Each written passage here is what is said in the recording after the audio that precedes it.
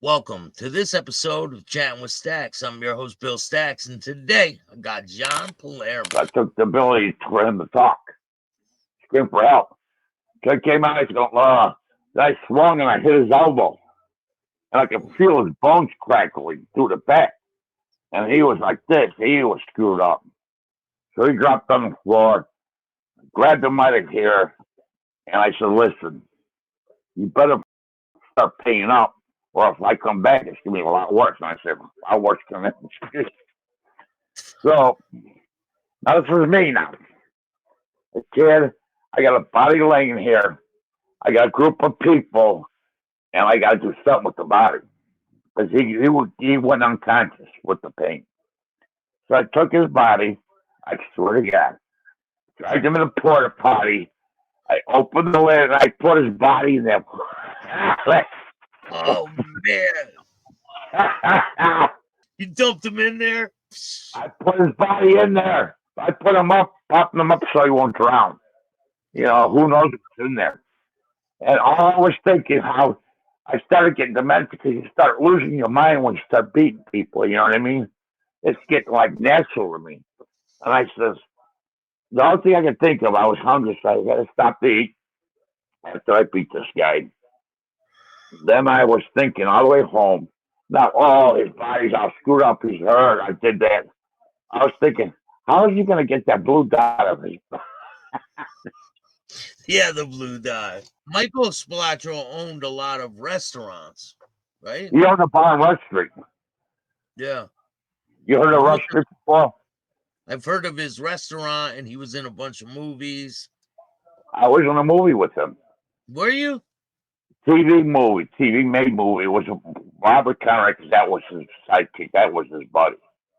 That was his in Hollywood. And then it was George Hamilton, too. It was filmed in Chicago.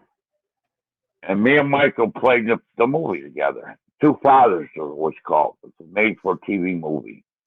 Two Fathers. If you anything you want to know about Michael, I could probably tell you, because Michael was my closest. He was the one in Chicago overlooking Tony Spilotro's interest in Chicago.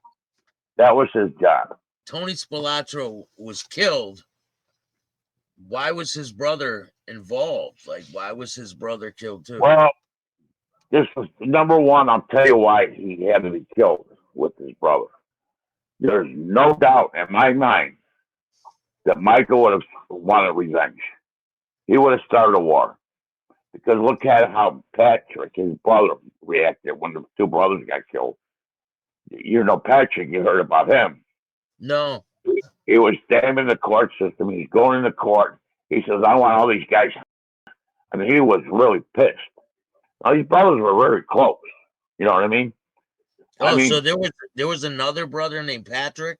Well, there's four brothers. There's Patrick, Victor, Tony, and Patrick. Yeah, he was an orthodontist. He was a dentist. Patrick, Victor, Tony, and Michael, right? Correct.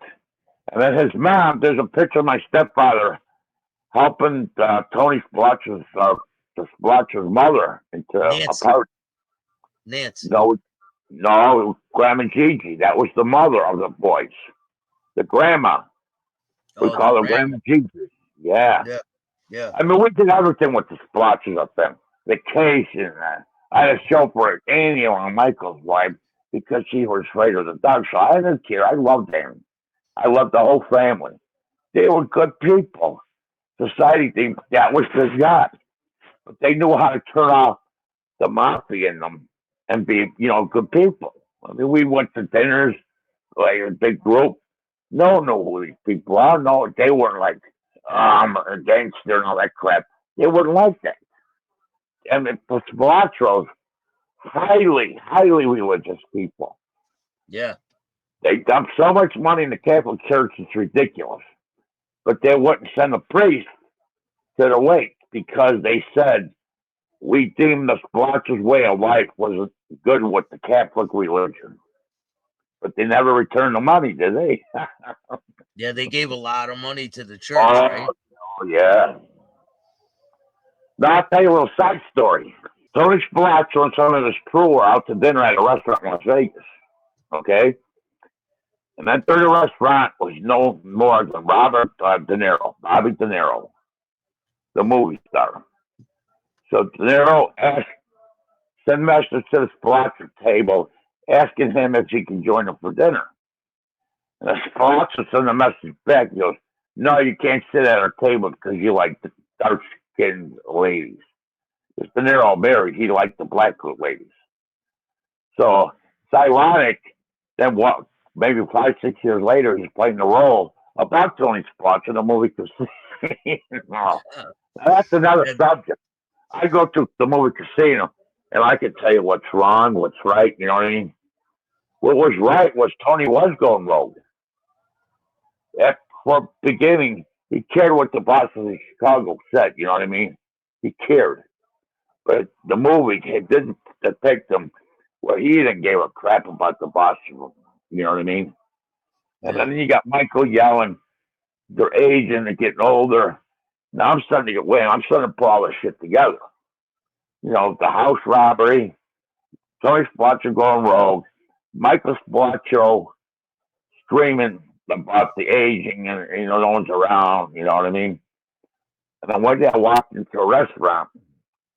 Michael had a few guys sitting there, and like, you don't sit there and join the conversation. It's not right. You know what I mean? I just walked past, but I heard. He made me heard this. He goes, the first one we got to take out is the old man from Palm Springs. Now I knew who the old man was, Tony Accardo. I said, son of a bitch, what is going down here? Michael yelling, the house robbery. Tony Spilotro going rogue on the bosses. Tony Spilotro always testing the power. He is always testing them. And I said, son of a bitch. So I called a family member. I don't want to say the name, but I like to leave people's names out of this thing. And I called him and said, listen, I got to talk to Tony Accardo. It was a family member of mine. Because I didn't want to walk up to the front door, you know what I mean? So he made it. We sat down with Tony Accardo. And I told Tony Accardo everything was going on. Now, we had drinks in front of us. Now, he got so pissed when I told him all this shit, he stood up and he smacked the glass away. He smacked. I never seen the old man like that, so pissed. So my belief, my theory, what this is, because the Skull outfit does not kill brothers. Okay, the way the hit went down was all the bosses were there because the mafia sends you a message. The way they kill. You talk, they slit your throat. You know what I mean? They send a message. And all the bosses took part of this killing. Now, the message I got that they wanted to take over the Skull outfit by force, the Spilotros. And Michael was, to me, to this day, Michael was saying this in front of me. I think he was testing my loyalty. You know what I mean? yeah. And he knew I had a close family relationship with Tony Accardo. So maybe I think he wanted Tony Accardo to make the first move at them. You know what I mean? But obviously, Tony Accardo made the first and last move with Dunn Bros. He got the better of him. So Michael, I don't know if I don't want to claim fame to this, and I hope it wasn't my doing talking to Tony Accardo, putting all this information together was their last call. You know what I mean? I'm too close to that family. I love Annie. I love the kids. I've watched Mikey when he was a little boy, and I don't want to be claimed to fame. It wasn't because of skim, because if you watch that movie Casino, and it's true, Tony Spilotro was not allowed in the counting room. He had nothing to do with the skim. Now, me, the way the skim is coming short, my belief is you had gangsters picking up the skim money, okay? I seen they flew around in the Learjet. I seen the Learjet they flew around. Now you had some thieves picking that up. Now come on, you're sitting in a private jet with $2 million in cash around you, uncounted. Don't you think they took a little bit off for themselves? I'm sure. Huh? I'm That's what sure. you do it. Absolutely. I don't know if I'm gonna get killed for doing it. Probably not. But these guys didn't get killed. You didn't hear anybody picking up the skim getting killed, did you? They didn't get killed. A lot of people So were getting killed out there in Chicago. It was no joke back in the day. yeah, they didn't play around. I tell you, the big boss that was a serious guy, and he was hardcore. He was 24/7 gangster. He would never put his gangster hand up. Was Joey Ayupa? You heard of him? Yeah. A boss for Tony Accardo. This guy was serious than a heart attack. I can tell you a few stories. He traumatized me when I was a little boy. We went to his farm for a picnic, a barbecue, and I always remember this. And I was walking into the place where the barbecue and I looked down the lane of all the picnic tables. They had goat heads.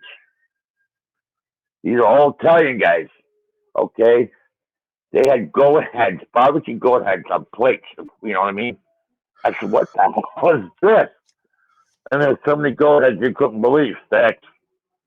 So I'm looking at these goat heads, and finally everyone sat down. Now let me tell you about the outfits of the day. Now these are all Dago guys. The outfit of the day was it was hot out. They had the white beater t-shirts on. They had the Bermuda shorts on. They had the high black socks up to their knees, and they had the white loafers. And these guys had so much gold on them, you could probably sink a ship on. You know what I mean? Yeah. All the time gangsters. So Ayup sat down. He goes, "Johnny, come here." I went over by him. He says, he took the knife. He pried open the mouth of his goat. He pulled out the tongue, and he cut a piece. He goes, "Try this." I said, "Oh my God." So I put the part of the tongue. It was good. You can feel the scales, though. You know what I mean? Ugh. It's gross. And Ayup dug out the eyeball, and he goes, "Try this now." And I tried it like an idiot. I should have just swallowed it. But I bit down in it, and it was like gummy, gooey shit coming out of the eyeball. And that he traumatized. Listen, I got so sick I was puking all laughing because of me. You know, I couldn't take that. It was he traumatized. And another time, he called up my stepfather's house. I was at home, and he goes, "Listen," he goes, "this is Joey." He goes, "Tell your dad I'm having a barbecue at my house, and if he doesn't show up, I'm gonna break his fucking head." Sorry about the swearing. It's all right. Ayuba was known as the Big Tuna, right? Well, he was Tuna's other guy. He made him the boss, the big boss. You know, because Tony Accardo stood back from the position of being a boss. Or a But car. Who was known as the Big Tuna? that's Tony Accardo. Ricardo. That's Tony Yeah. Accardo. When we got to Tony Accardo, he was Al Capone's enforcer, and he was his bodyguard and chauffeur. So who got him into racket with Al Capone was a guy named Machine Gun Jack McGurn. Now I heard stories with him because I pretended to listen to the little boy and he talking to the guy. He sounded like he had a bromance with this guy. Now my suspicion is Ricardo. He did everything with Machine Gun. Now Machine Gun Jack McGurn was the prime suspect of the St. Valentine's Day massacre. Now my suspicion, I think it was Tony Ricardo too. It seemed like he did everything with this guy. You know what I mean? He brought him Yeah. in the Al Capone game. They would hang out. They'd buddy all together. So my suspicion is probably right. I'm sure Tony Ricardo, we will never know this. But I mean, it's crazy the amount. When you live in a mafia family, I'm up like I did. I mean, the stuff was serious, but like my friend he would install carpet for my stepfather, and he'd come up to me scared, shaking. He goes, "Johnny, I need your dad to go pick up my money for my work." I said, "What's wrong with you?" He goes, "John, you understand these are cold-cold killers. These are psychopathic killers. I'm not going to ask you for money."